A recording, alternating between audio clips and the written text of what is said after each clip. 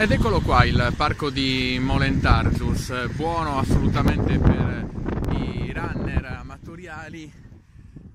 Qua ci troviamo nell'area d'ingresso del lato di Cagliari, un parco molto esteso, un'area umida gestita da più comuni, non c'è solo Cagliari ma anche altre realtà quali Quarto Sant'Elena e Capoterra, giusto per fare due tra i principali nomi. E nel parco di Molentargius la pubblicità forse sembra essere un difetto, la pubblicizzazione comunque di quest'area che si trova a un passo dal rione della Palma e anche dal quartiere del Sole.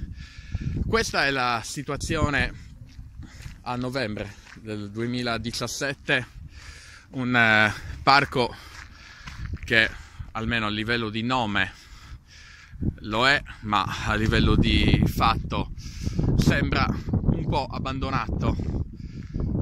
Da un lato le saline, andando a vedere verso quasi il centro di Cagliari e sullo sfondo Monte Urpinu, e questa è la situazione di Molentargius. Si parla da tanti anni di sviluppo di quest'area, uno sviluppo in chiave turistica, dalle proposte dei battelli che possano collegare questa zona con le altre aree umide della città, una su tutte è Sant'Agilla.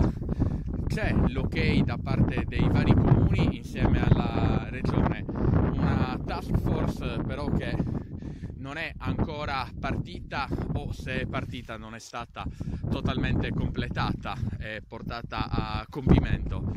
Questa è la situazione di Molentargius nella parte del comune di Cagliari a novembre 2017. Qualche mese fa, per l'appunto, l'ok tra i vari enti, i comuni che sono nei fatti titolari dell'area umida e la regione, e adesso bisogna solamente dare gambe alle idee e ai progetti appunto nel parco di Molentargius.